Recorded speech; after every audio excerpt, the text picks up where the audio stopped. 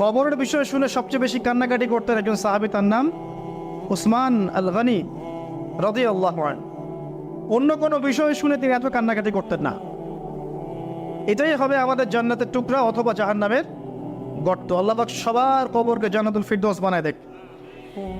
সূরা মুলক রাতের বেলা যারা তেলাওয়াত করবে ইনশাআল্লাহ তাআলা আল্লাহ পাক তাকে কবরের শাস্তি থেকে বাঁচাবে ইনশাআল্লাহ আযজা ওয়া জাল।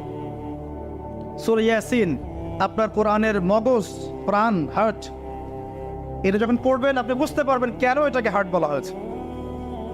সূরা বাকারা যে ঘরে পড়া হবে সেই ঘর থেকে শয়তান পালিয়ে চলে যাবে। আমরা তো বাড়ি করলে হুজুর ডেকে আনি, তাই না? ঝাড়ফুঁক করাই, বাড়ি বন্ধ করি, তাবিজ করি, কত কি করি না? মাশাআল্লাহ, আসল কাজ করি না। একটা জায়গায় উঠেছেন, বাসায় উঠেছেন, নতুন বাসা, সূরা বাকারা তেলাওয়াত করেন। ব্যবসা স্টার্ট করেছেন, ওখানে সূরা বাকারা প্লে করেন।